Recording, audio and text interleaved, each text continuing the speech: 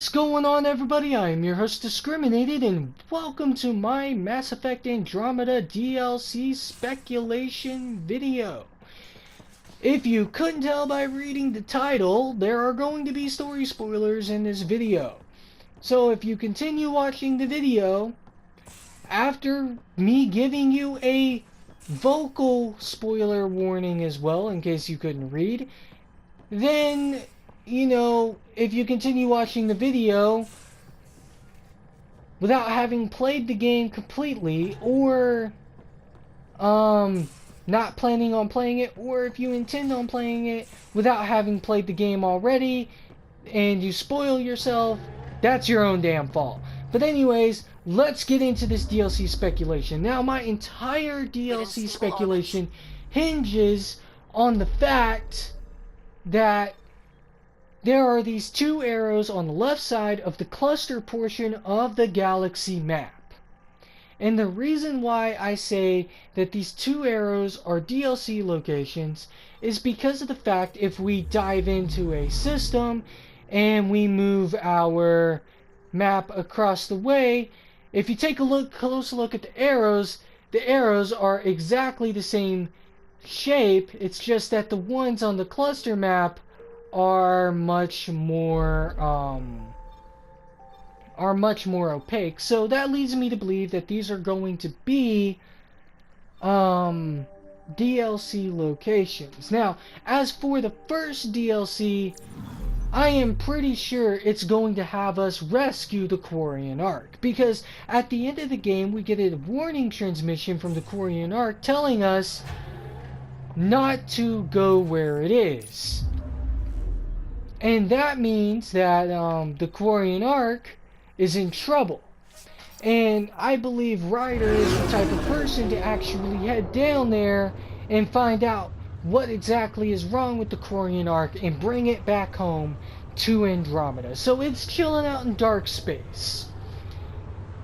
And the reason I believe that that's what the first DLC is going to be is because of this one little dialogue you have with the person who tells you about this, who tells you about the Quarian Ark. I believe it's called the Keela Sia in the first place, and that's Specialist Rin G. Nothing new, Pathfinder, but the Quarian Ark is out there. There's hope. It says nothing new, Pathfinder, but the Quarian Ark is out there. There is hope.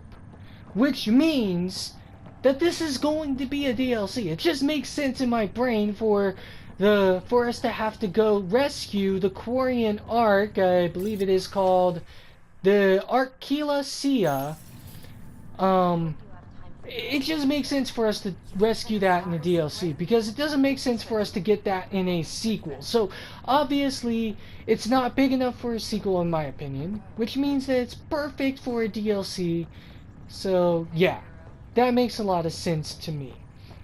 The other thing that I would say is that getting the Quarian Ark not only brings the Quarians into the game for the sequel, but it also brings the Hanar, the Drell, the Elcor, and the Volus species as well, which is all really, really good. Now, as for the second DLC, I have two things on what that could be. The second DLC could very well be rescuing our sibling Ryder, because at the end of the game, Ryder was sleeping on this bed. The sibling Ryder was sleeping on the bed, and after the epilogue is finished, she's no longer here. So she could have been kidnapped, or she could have gotten lost, or something like that. And I've looked all over the Nexus and the Tempest, and I still haven't seen her. And I've looked all over the Meridian Outpost, and I still haven't seen her. So we could be going to rescue her, which would be rather disappointing. Or we could be finding out about this mysterious benefactor that we found out during Ryder family secrets. Like, we found out there's this mysterious benefactor of the Andromeda Initiative via a memory of Alec Ryder's, and with a conversation with Gian Garson's VI intelligence on the Nexus in the cultural hub, in like the cultural area. So I feel like in the second DLC, I feel like it's more likely that we're going to find out who the mysterious benefactor of the Andromeda Initiative is and what their motives were for the Andromeda Initiative. Because I know for a fact that the motive behind pushing the Andromeda Initiative up on the time schedule is because of the Reaper attack that was imminent.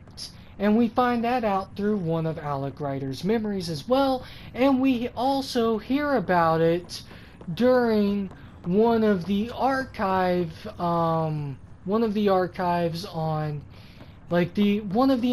logs on the archive system in Alec Ryder's room, which is over here, the archive system, which I don't know if we can actually access it anymore since I've already listened to it.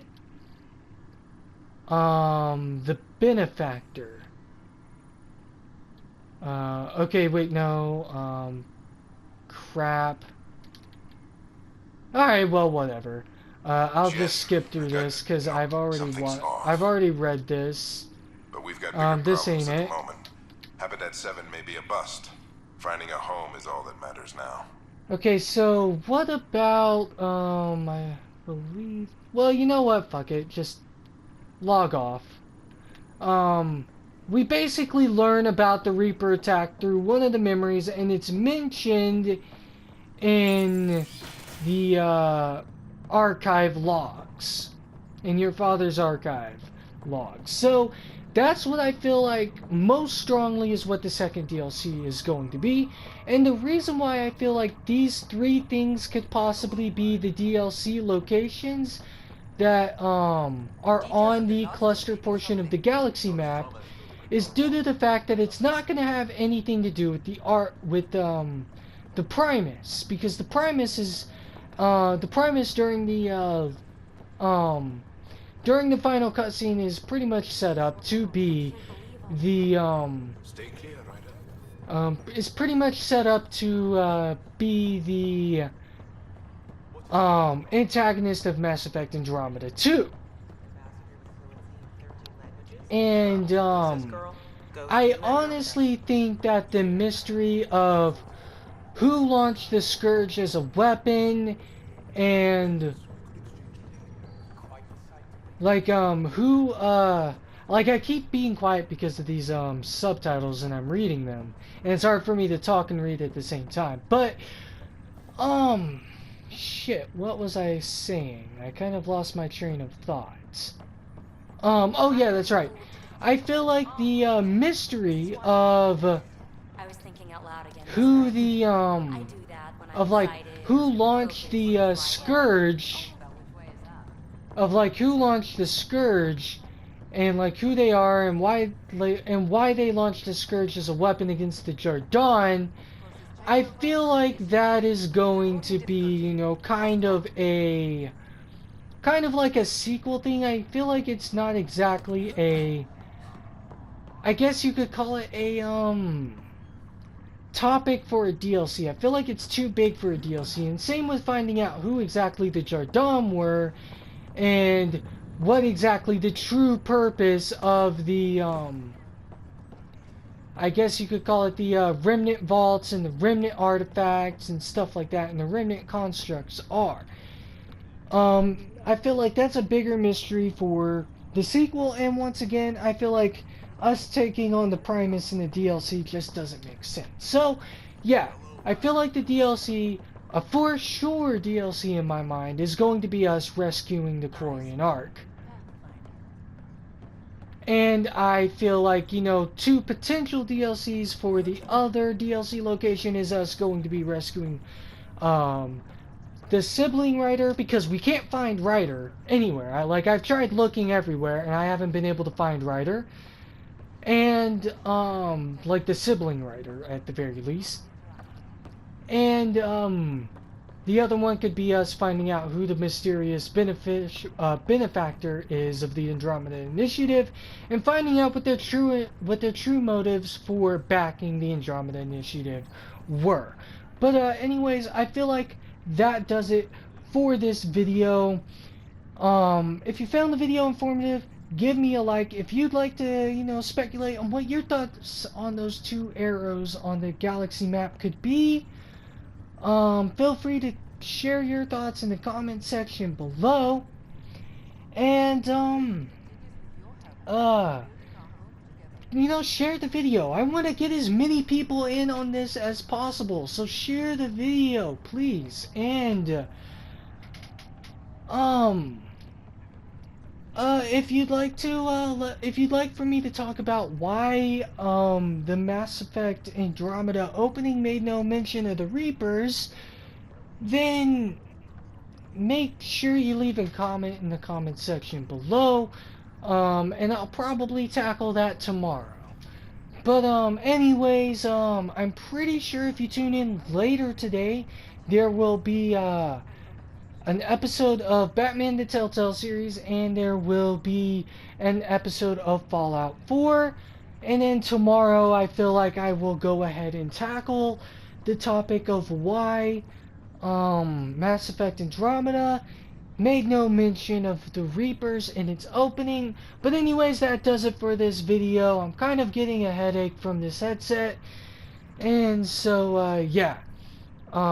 Thank you very much for watching, and until next time, see you later.